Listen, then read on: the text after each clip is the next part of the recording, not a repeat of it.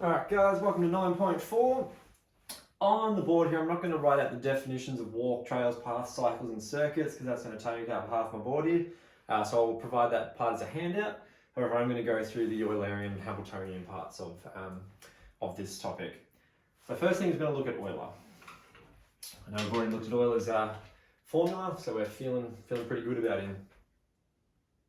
Yeah, let's go Euler, trails and circuits, shall we?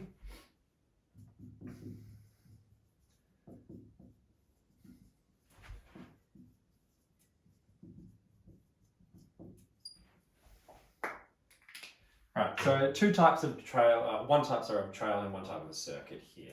So look at your definitions of what trails and circuits actually are before we get into this. All right, an Euler trail.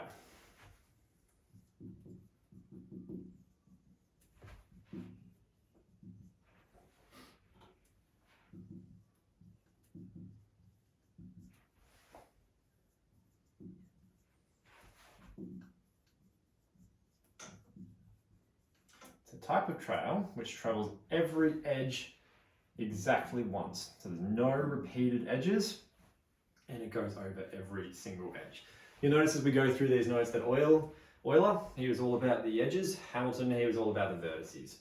So an Euler trail is a trail when we go through a graph that travels every single edge exactly once. An Euler circuit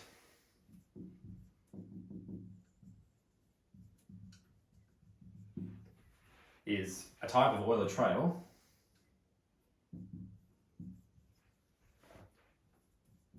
and looking at your definition of a circuit, you should be able to work this one out. But it's just a type of Euler trail that finishes and starts at the same vertex. So same thing, it goes every single edge, however we finish where we started. This one does repeat the first and last vertex, so whatever vertex we start and finish at, we do repeat it, but that's the only one that we do repeat.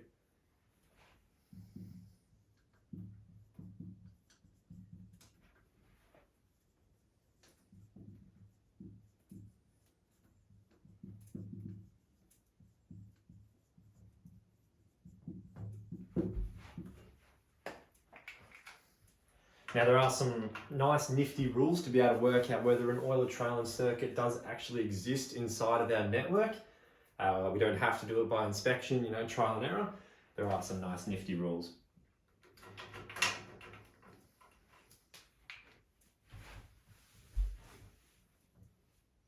I'm going to change colour because I'm getting a little bit bored of blue.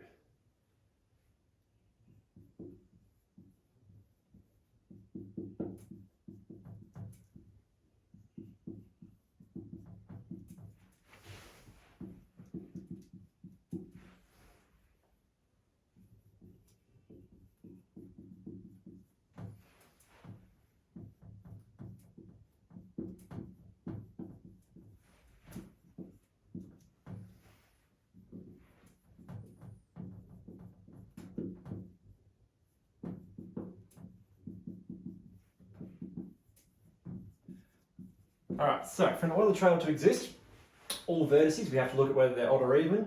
All of them have to be even, or there has to be exactly two odd. Alright, so if all the vertices are even, an Euler trail will exist inside it, or if there are exactly two odd vertices, an Euler trail will exist inside it. Just as a little bit of a tip, if there are two odd ones and we have to find the Euler trail, when we start our trail, start at one of those two odd vertices, alright? So if we are finding an Euler trail and we have two odd vertices, when we do it, start at one of the odd vertices.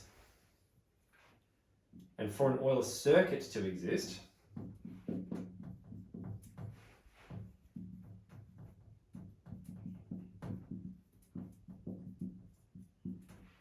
they have to all just be even.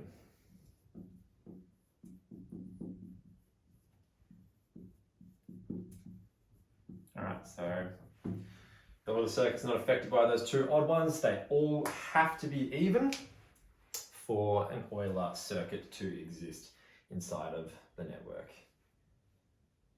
So let's look at an example.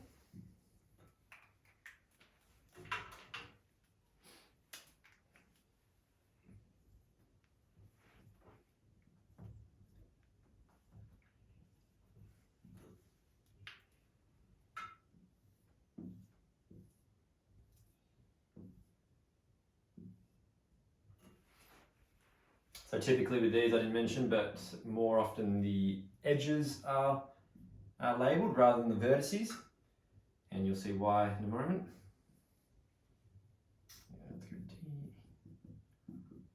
Alright, so when answering these, there's a little bit of a process to it.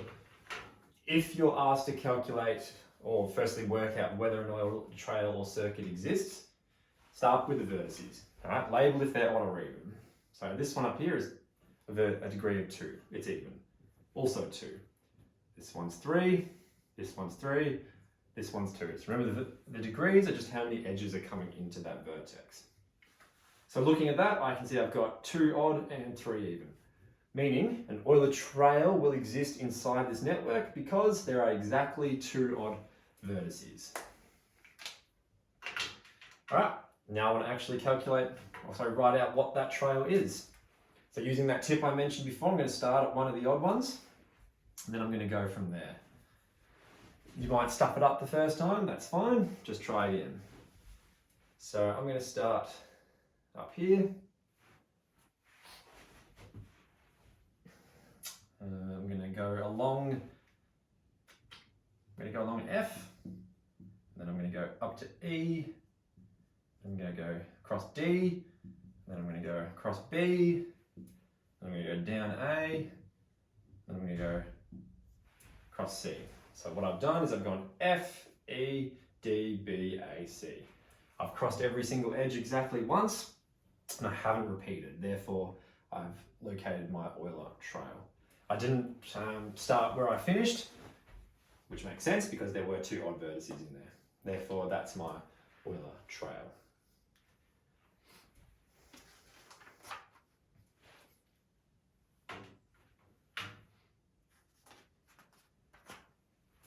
All right, next thing I want to look at is Hamiltonian cycles.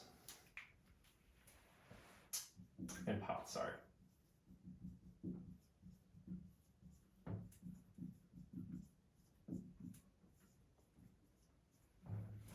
This exercise I'll probably provide you some extra notes as well, because there is quite a lot inside of it. All right, a Hamiltonian path.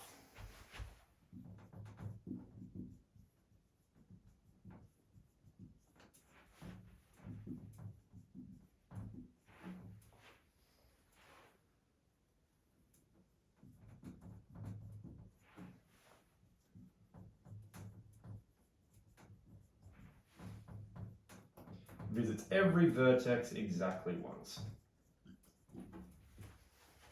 Alright, so as I said before, Hamilton's more concerned about vertices, whereas Euler was concerned about those edges. So it visits every vertex exactly once. Does not have to cross every edge. I always get asked the question, can a Hamiltonian path go over the edges more than once? Technically yes, but you'll find as you do a few of these, that's physically impossible without visiting the vertices more than once. So a Hamiltonian path visits every single edge exactly once. You can probably guess what a Hamiltonian cycle is. Same thing, it's a type of Hamiltonian path where we start and finish at the same vertex.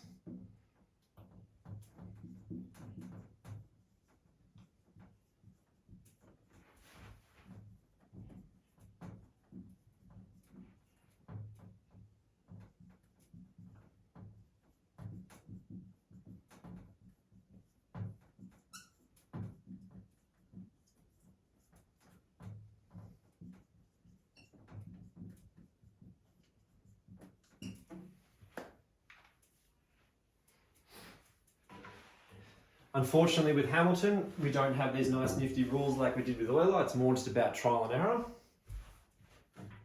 So we can't look at the vertices and whether they're odd and even, whatever. We more just have to get our finger and put it on the graph network and just test a whole bunch until we can find one. So we'll look at an example.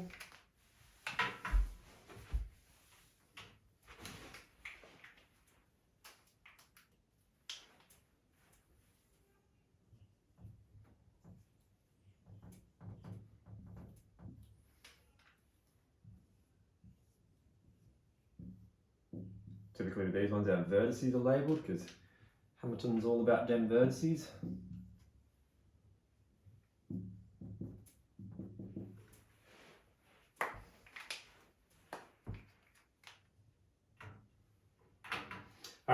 There are heaps of Hamiltonian paths existing in this one. Doesn't matter which one you write. If you've got an exam or SAC and it says locate a Hamiltonian path, there's going to be multiple answers. You can start at B and go B to C to E to D to A. There's a Hamiltonian path. You can go E down to C, E down to D, up to C to B to A. There are heaps. We'll write a couple out. So one, we can literally just go in order of the letters, A, B, C, D, E. That's a Hamiltonian path. Another one could be E to D to C to B to A, as long as we're visiting every vertex exactly once. If I wanted a cycle, so I want to start where I finish, well, there's a few of those as well. I can go A to D to E to C to B, back down to A. So I do repeat that first and last vertex. Just clarify that that's your path and cycle.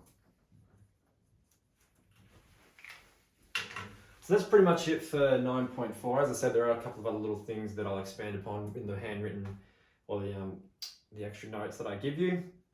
As per usual, make sure you ask for any clarification or any help if you want further explanation on anything. Thanks, guys.